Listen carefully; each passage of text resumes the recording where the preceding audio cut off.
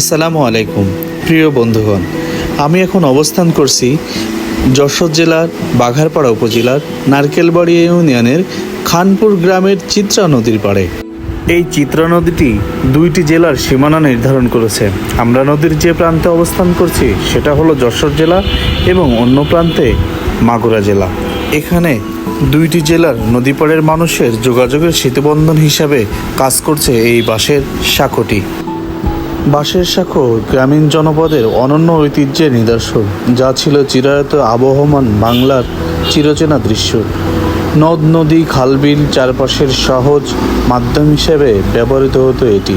পল্লী গ্রামে বর্ষার মৌসুমে নদ নদী খালবিল পানিতে কিংবা কাদায় পরিপূর্ণ থাকত।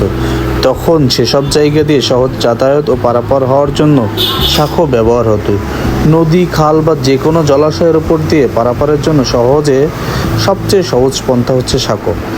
অনেক আগে থেকে এ ভূখণ্ডে সাঁকোর প্রচলন ছিল। সভ্যতার বিকাশে ইট পাথরের ব্যবহারের ফলে সাঁকো দেখতে পাওয়া খুব ভাগ্যের ব্যাপার।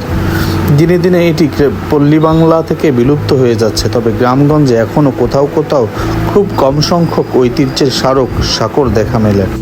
পাড়া মহল্লা গ্রামগঞ্জের পারিবারিক সামাজিক ধর্মীয় সম্পর্ক সৌহার্দ্য সম্প্রীতি ভালোবাসা সহমর্মিতা তৈরিতে সাঁকো গুরুত্বপূর্ণ ভূমিকা রাখে। সাঁকো শব্দটি ইতিহাস ঐতিহ্য ও বিভিন্ন বিখ্যাত স্থান ব্যক্তি ও কিংবদন্তির নামের সাথেও জড়িয়ে আছে নানাভাবে। সাঁকো থেকে যশোর নামেরও উৎপত্তি বলেও প্রচলিত মত আছে। ফরাসি শব্দ যশোর থেকে যশোর শব্দটি এসেছে। যশোর অর্থ সাঁকো। এককালে যশোরের সর্বত্র নদীনালায় পরিপূর্ণ ছিল।